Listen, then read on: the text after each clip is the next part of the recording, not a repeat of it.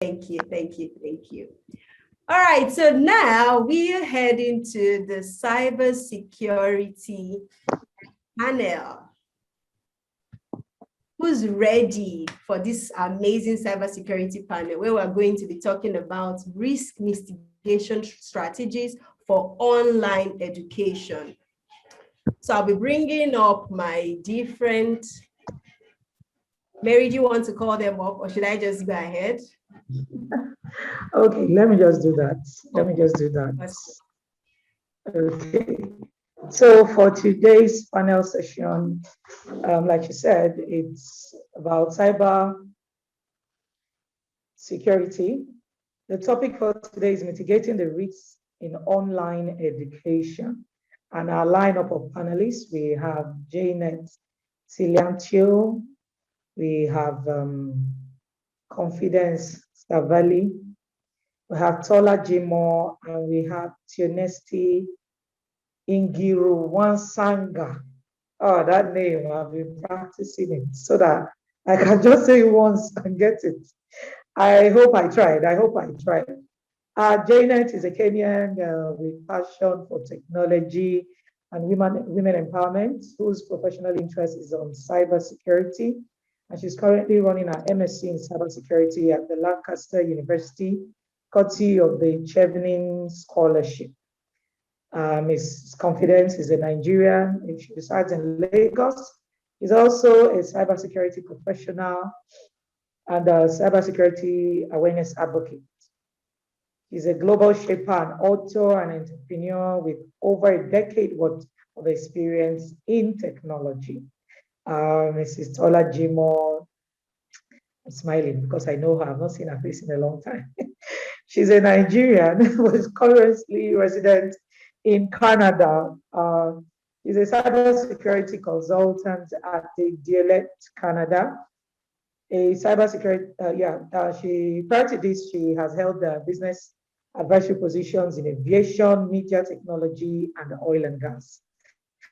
And let me also mention that she has this hobby of taking pictures. She's a very beautiful photographer.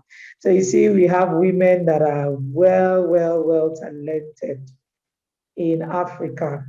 Theoneste, I'm going to leave him to say his surname. I will not say that surname again, so that it won't break. I will lose what to. So I'm going to leave that to him. He's a Rwandan and he's also a cyber security technologist with over 12 years working experience holding IT, technical, and managerial positions. I'm moderating the session is our convener, Ms. Ugochi. So I'm going to hand over to her and give room for us to be able to see all our panelists. You're all welcome and thank you for joining us. Thank you. Thank you so much for having us as well. Awesome. I'm delighted to have my amazing panelists in the building. I'm so happy to see your face. I'm so happy. Oh, gosh. Happy to see you, Gochi.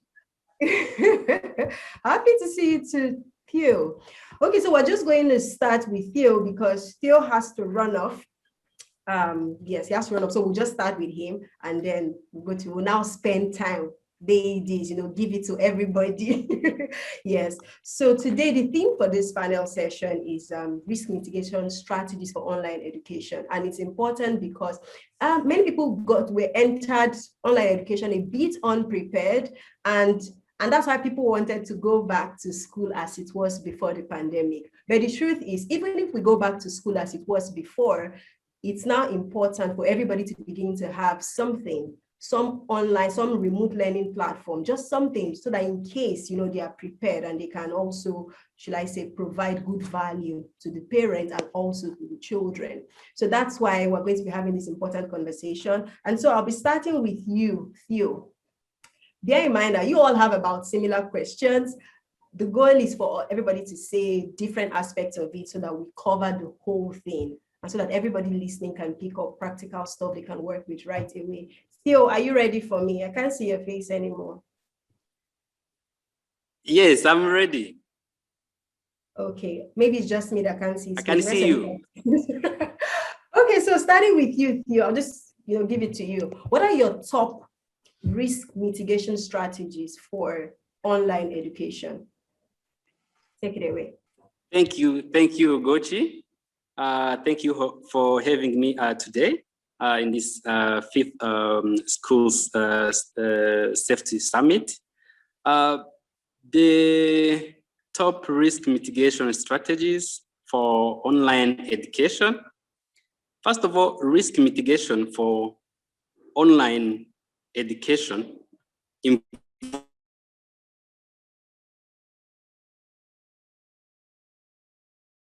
involves taking action to protect and also to reduce the likelihood that those risks can happen today or will happen in the future. So not only students, but also teachers, technologies involved, the processes used in delivering the courses. So as you asked, let me share with you 4 effective risk mitigation strategies for online education. But before implementing one of these 4 strategies, you need first to identify those risks, because you can't work or reduce what you don't know. So you need first to identify those risks in the entire online education life cycle. When I say entire online education life cycle, I mean teachers, students, parents, content, system, even culture, because the culture in your area is different from my culture. So the proper term for this online education life cycle, it can be people, process, and technology. So the 4 strategies I want to share with you today for risk mitigation are the following. So the first one, you either accept the risk. That's the strategy number 1. You accept the risk. The second strategy is to avoid the risk. The third strategy is to reduce the risk. And the fourth one is to transfer the risk. So for online education, I would suggest that they plan and implement the last 2 strategies: reduction of the risk and transfer of the risk. How to reduce and how to transfer. You reduce the risk by implementing effective controls to detect, prevent, and respond to those risks. And you transfer the risks to the third party for them to control them on your behalf, because you don't have resources and capabilities to reduce those risks. So that's how I can contribute to this question about the top risk mitigation strategies. Are 4: accept the risk, avoid the risk, reduce the risk or control them, and finally, transfer the risk. Thank you, Ugochi. Awesome. Thank you so much, Theo, for sharing that. Accept the risk or reduce the risk. I would go for reducing the risk, right? Almost everybody would agree with me that we would rather reduce the risk than become a scapegoat. In fact, yesterday, I received an email from Confidence's mailing list, because she operates the Cybersecurity Foundation. And one of the things that we're talking about is that some scam companies have now started creating these apps that will tell you that they are going to lend you money, but it just uses the opportunity to get all your information and cause harm to you. So I would rather reduce the risk by not even being a part of it. So I copied that part of the email, and then I sent it to some of the groups I'm on, so that they don't get, should I say, attracted by all these offers that is being provided and then do the wrong thing. So thank you so much for sharing that with us, Theo. You're welcome. You're welcome. Awesome. So I'll just move to Confidence, since I just mentioned her name. So Confidence, what would you say is the most common mistake you see a lot of people make when it comes to their cyber safety, their online safety, digital safety? Yeah. Okay, is this in the context of parents, or with children, or as just individuals? Whether on both sides, as parents with their children, and then also in the school environment, in the school area. maybe if they have these online education systems and they're having them, maybe some people are using WhatsApp, some people are using Telegram, some people are using Google Classroom, people are using different things depending on their own unique needs. So what would you say are the common mistakes you've seen in the course of doing your work?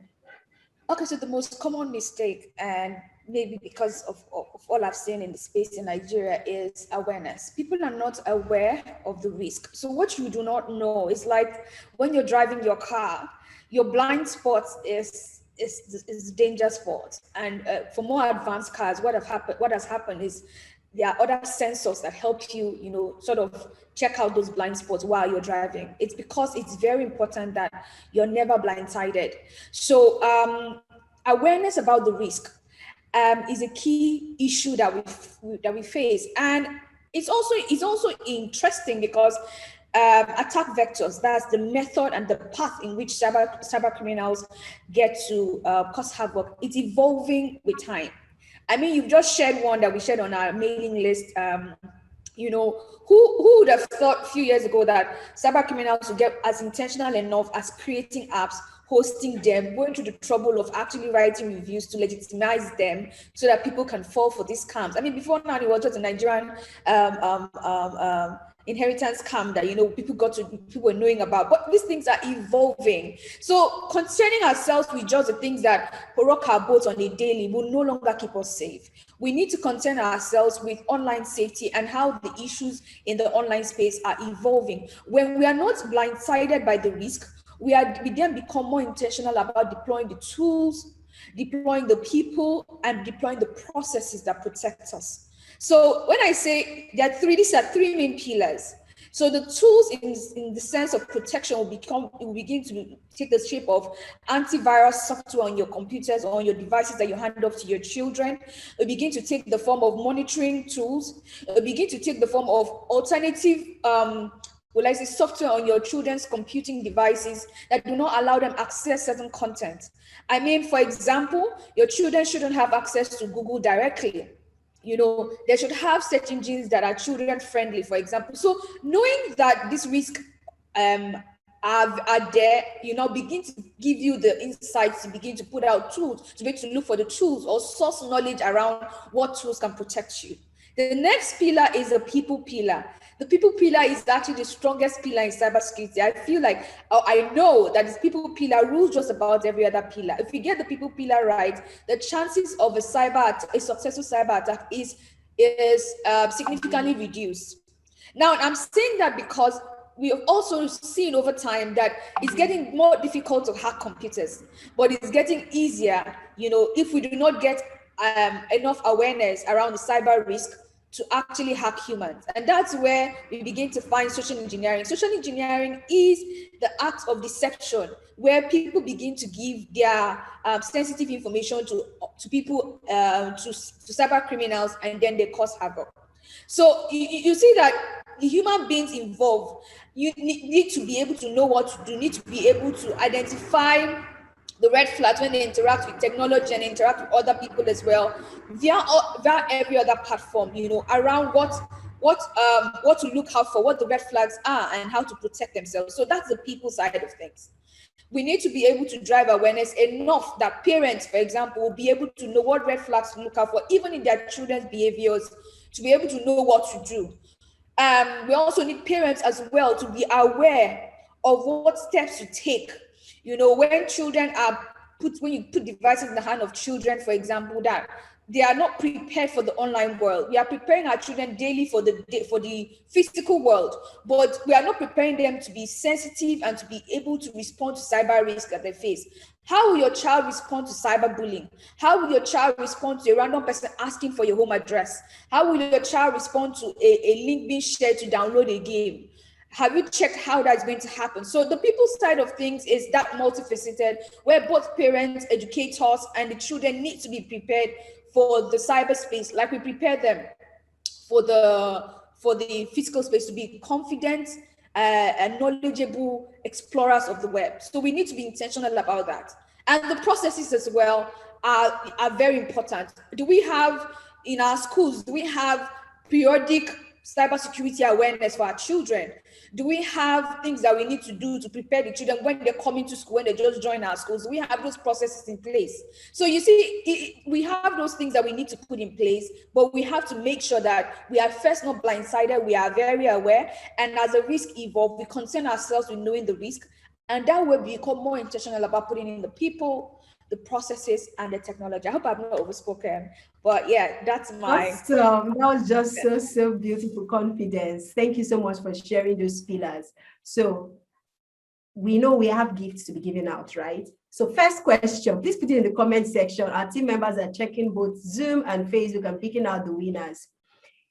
What were the 4 risk mitigation strategies that Theo mentioned? And then, of course, what are the pillars that Confidence has just mentioned? So, risk mitigation strategies by Tola Lashe has already given it to us. She didn't even waste time. She said, I must be the first person to win this gift.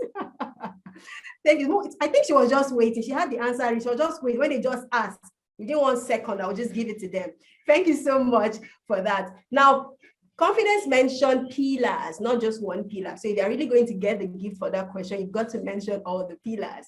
Okay, so please mention the pillars that Confidence has mentioned. Hi, I see Fechuku. Hi, Fechuku. Yeah, later. See that girl, she just gave it to us. And now, anyway, you know that. You can still enter it. We know. Awesome. And please, those on Facebook, please be checking. We also want winners from Facebook. We don't just want the Zoom people to get everything. We want everybody to get something. Okay. So next question now for you, Tola Jimoh. Same question. So she's giving us her own perspective of the common mistakes that she sees. In your own opinion, what are the common mistakes that you also see? Thank you for that question, Ugochi. There's a lot of things that are going on now. Before I go into answering the question proper, I kind of feel like there's a couple of things I need to highlight. We need to understand that 1.5 billion children have been affected by school closures. So what that has done is it has forced 1.5 billion children around the globe to be studying online.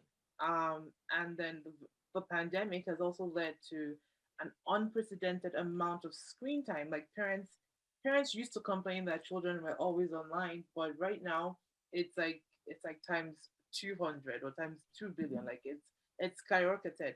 And children having this amount of screen time has also increased their surface area of risk. Now, like Theoneste said, when you're talking about things like risk mitigation, first of all, you need to even be able to identify the risk, right? Tola, please, could you increase your volume? We have people struggling to hear. Could you just increase your volume a bit? Yes. Can you hear me now? Oh, perfect. Okay, cool. So I was saying that one of the things that I find that children, are exposed to is the fact that like Confidence said, they don't even know, right? They're not aware. Another thing that I feel like is a big problem is that children don't know the importance of what is being put out there on the internet. They don't know that there's a threat to personal information. Children don't know. So I'm thinking of awareness from the child's perspective now. They don't understand that their personal information is important. They don't understand the value of what their personal information is. Children would put out pictures, put out all sorts of things about themselves. You don't want to have too much information about yourself out there. And when you ask how does a child have a social life and then not have their information out there? What you're doing by having like too many pictures, having your location, all of that out there is only giving yourself up. You're increasing your surface area for attack. So what you want to do is keep your surface area for attack as little as possible. You don't want people to go on Facebook and get like every information about you. I feel like children need to learn to identify the major threats that are out there. Phishing emails are very popular now. So you go online, you see an email from somebody and it says, oh, maybe even from the safety chick, but it looks funny. It doesn't look right. There are links in there that say, oh, click on this link to get a prize. There's also something that's also very popular in West Africa and even globally. People are always, running after deals, running after gifts. So it's one of the scams that are very popular.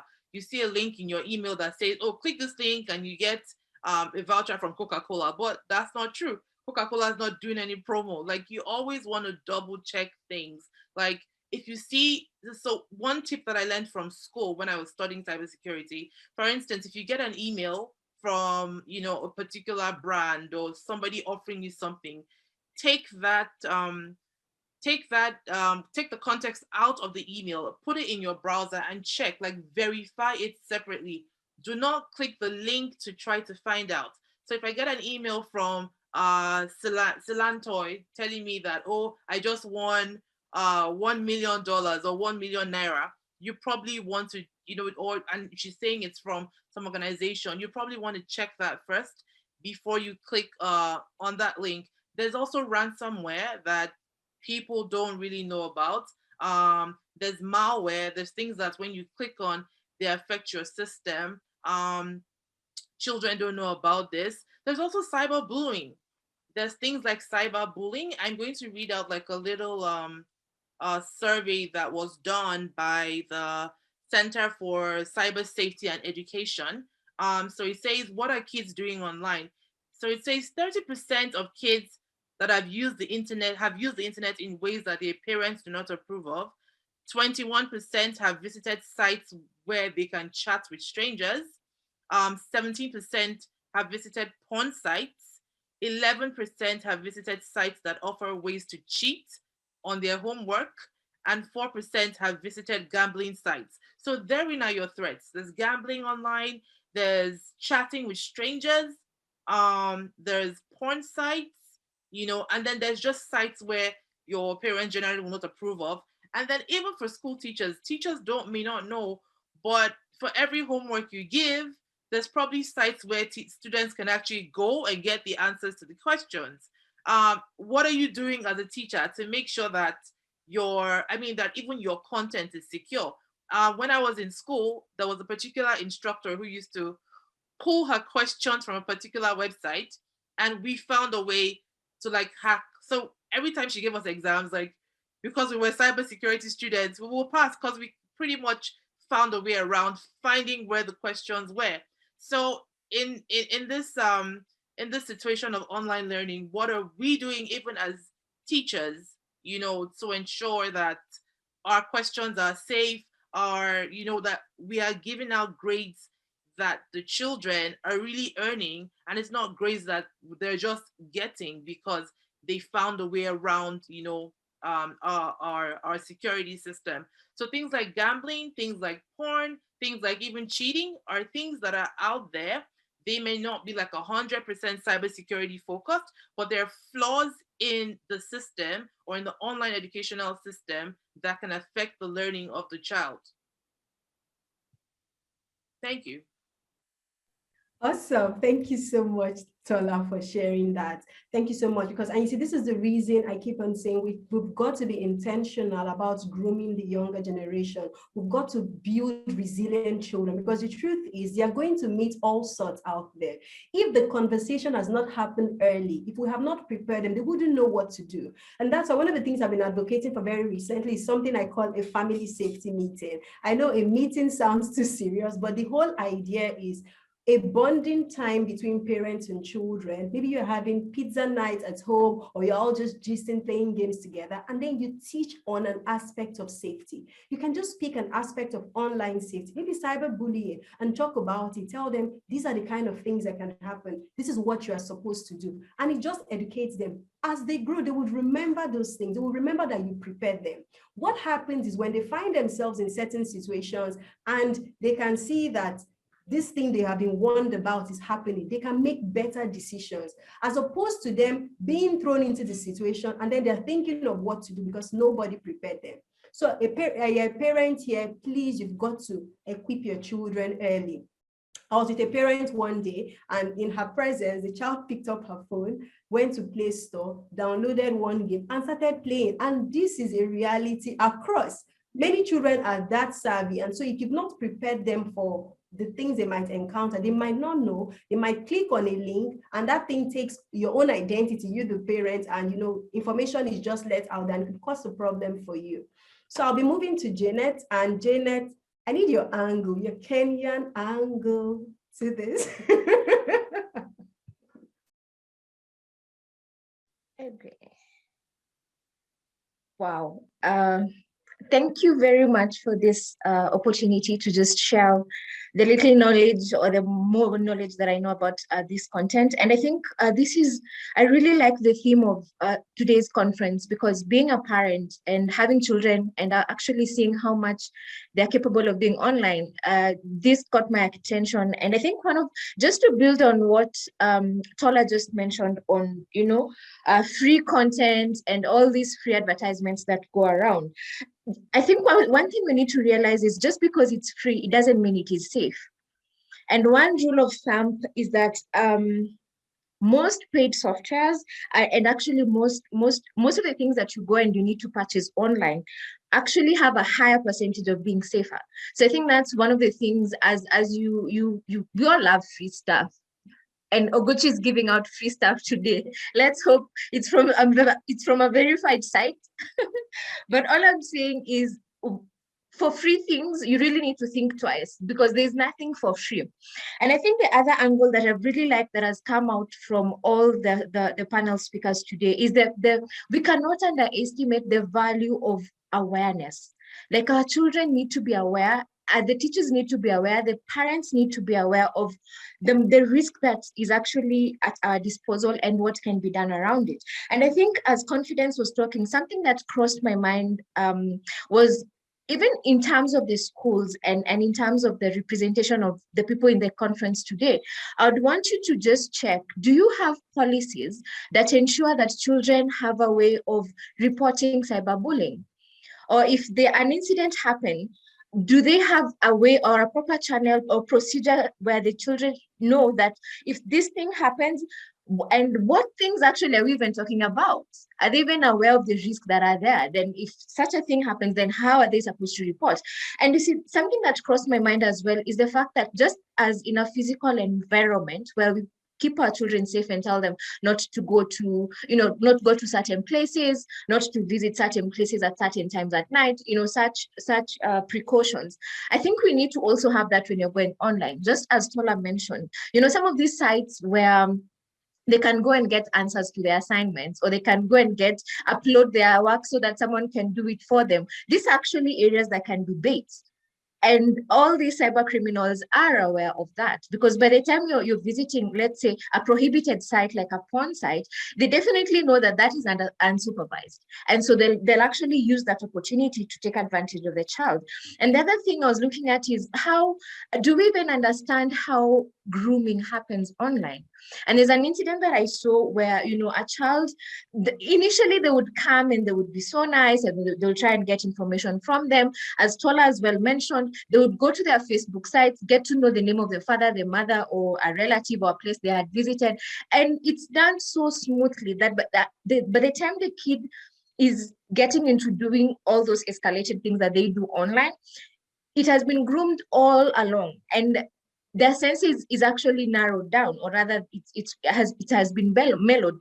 Just the same way as in terms of a physical presence, when a child can be groomed as well, where they're given candy or they're given a sweet, and then they're enticed into doing something they should not be doing. So I think as parents and even as teachers and school owners, we need to have all these policies in place where the children can be taught and know that if such a thing happens, then what procedures they need to take.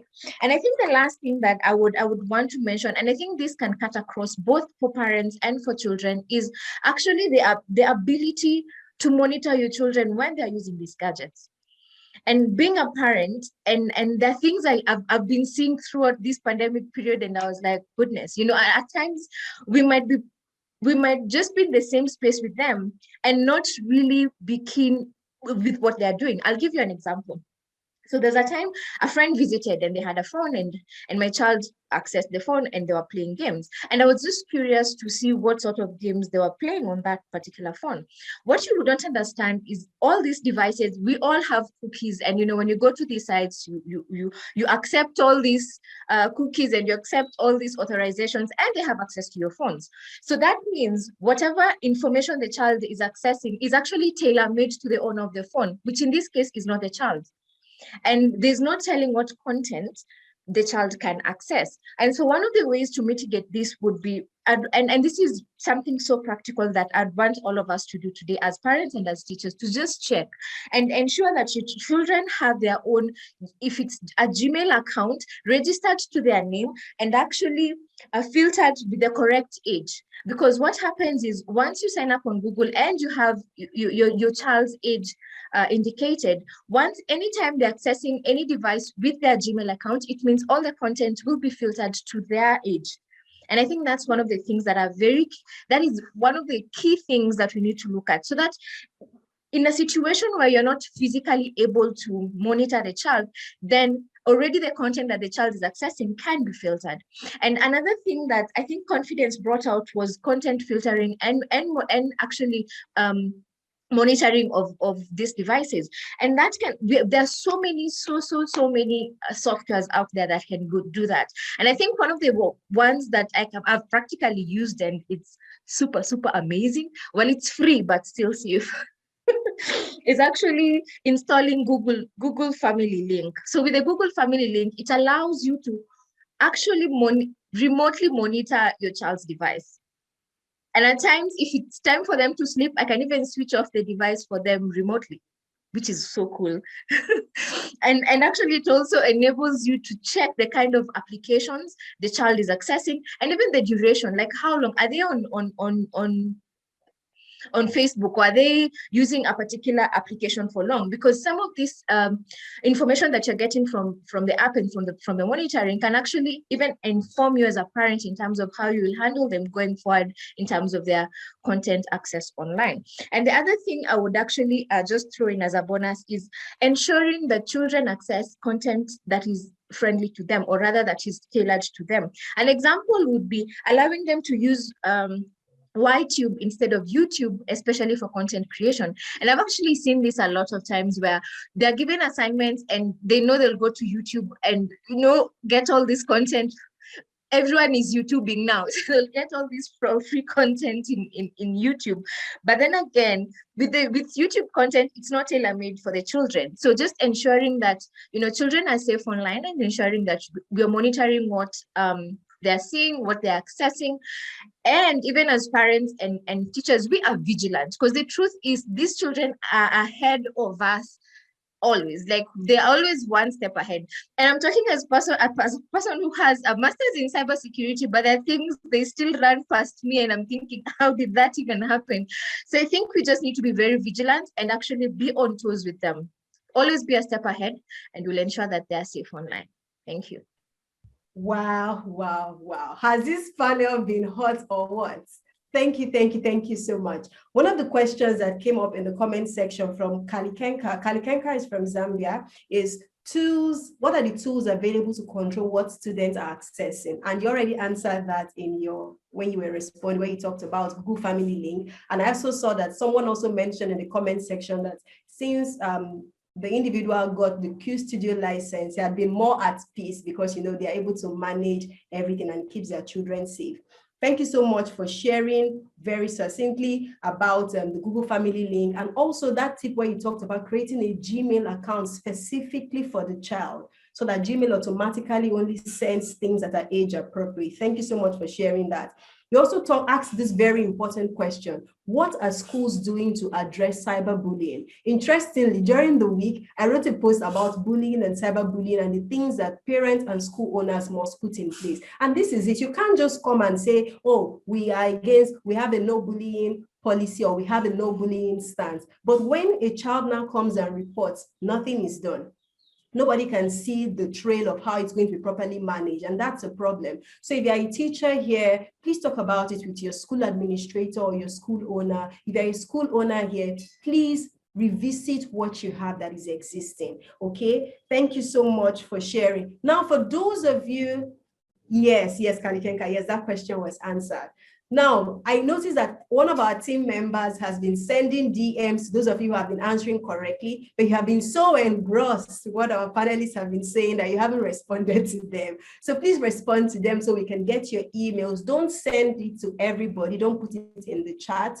Just send it to them directly and they will give it to us so that we're also protecting your information. Okay, so please check that very quickly. Now we are wrapping up this mind-blowing session. And to wrap this up, I'll just ask each of you for one tip, just one. I know you have a lot. You've actually said a lot. You've given us a master class in a very short time. But if you were to give us just one tip that every parent or every school owner, you can choose whichever one you want to come, whatever angle you want to come from. If you were to give us just one tip that they should bear in mind or put in place to ensure safety of their children, of their students, what would that be? I can go first. I'm happy to go. So I would like to talk to parents because I'm a parent myself. There's a lot of things we can do. Silantoi has talked about, the things we can use to monitor what our children are doing. Something else that I think we can do as parents is, checking your browser, checking the browser history. It's very easy. You just go into and sometimes the kids are not aware. So you can actually go, and yes, the browser history can be cleared, but that's why you want to be 10 steps ahead. So check your child's browser history, even while they're browsing. Don't wait for them to be done. Just, can I go through your laptop? And then you just do a quick search, see what they're doing, see what content they're accessing. If you do that at sporadic times during the day, then there's chances that, yes, kids can clear browser history, but maybe not like, it's not something that you'll be doing while you're browsing, right? So there's chances that you can still find, there's no one size fits all, there's no fail-proof method, but it's something that you can do, just to keep on top of your game as well. Okay, so awesome. Thank you. One of the advantages of being the first person to go is that you say it, the others will start thinking of what of the one to say. So thank you so much for sharing that. Okay, so Confidence, over to you. Yeah, I really like Tola's contribution there, and I just want to add, some stats to give us some context, really in Nigeria, and also buttress my opinion on why deploying those tools are great, but also building resilient children, like Ugochi said, is also very important. And so how do you get to do that? I'm just going to speak about some stats. Our partner friend, also working in the CSO space in Nigeria, did a survey, and they spoke to 2,000 children in Lagos, and we found out that a good number of children lie about their age on social media. Please, if your children are joining Facebook and they're using the wrong age, setting them up for all sorts of risk. They should put the right ages. They shouldn't lie about their ages at this joint social media platforms. Now, only 23% of children personally know all their Facebook friends. So that means there are a lot of strangers that can begin to groom your children as well. Now, 12% of boys have been involved in online betting. So when Tola said betting, I was like, please give it to them. It's actually a thing. And 1 in every 3 children agree that social media negatively affects time they should spend doing academic work. So you see, these things are real. 1 out of 4 girls have been asked by someone online to send an intimate picture of themselves. 1 in 4. 1 in 2 girls say someone online tried to have a sexually explicit conversation with them, and 7% obliged and sent nude and semi-nude pictures of themselves in response to such a request. 1 in 5 girls have received an offer to date someone online and agreed. So these are all stats to put things in perspective. This is 2,000 children in Nigeria giving us this feedback. So you see, the risks are real, and so we need to do practical things. Begin to have that family meeting she's speaking about. Begin to have conversations with your children, and there are tools that can help you. And that's exactly a tip I want to give now. So Facebook, for example, has a platform where they have created for parents and caregivers. I'm going to drop the link on the chat box, but it's called Get Digital Parents. I'm going to drop the link so you can begin to see how you can gain what to learn. There's also Be Internet Awesome by Google. It's a game platform that helps the children learn about online safety in a playful way. I say, and I think I have been working with children for a very long time, maybe in church, and then now it's, it's around online safety. And I say one of the easiest way children learn is play. So we can't be too serious about these things as well. While you're teaching them around online safety, you can use platforms that help you play while doing that. So these are all platforms, and there are numerous tools that can help you even begin to engage with them in the conversations, how to ask them the questions, and then how to go about it, and ensure that your children, while you have those tools and those safe measures in place, they also are built to understand the risk and built to recognize them and built to also respond in a fashion that they would, whether or not you're looking over their shoulders. Thank you.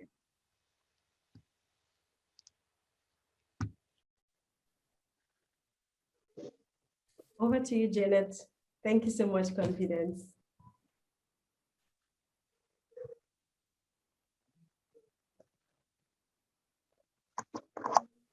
Yeah, there. Oh, wow. So without repeating what everyone else has mentioned, I think without getting too technical, one of the tips that I would leave you with is the use of antivirus and malwares. Actually, there's a research that was done, and since 2017, there's actually been a high increase of malwares, whereby, like before, cyber criminal was all about, espionage, or with countries trying to get information about each other, or, activism, where, certain people are just attacking certain organizations because, it was not monetized. But now we're looking at cyber criminal in an aspect where everything now has to be monetized, because data is the new oil. I mean, everyone is looking out for data. And the fact that these cyber criminals are aware that school and all content is actually online. So what makes you think that just as other institutions, schools cannot be targeted as well? And so without getting too technical, my personal opinion is that antivirus and anti-malwares should both be used, because in such an instance, a virus is a malware, but a malware cannot necessarily be a virus. So I'm really trying and water down this content to, to everyone's level. And what I can say is, a malware is more of a generic term, which is a software meant for malicious intent. And actually, these are plugged in when you're downloading content online, or when you're accessing, links that have been sent to you without necessarily verifying and all that. Just as we've all mentioned previously.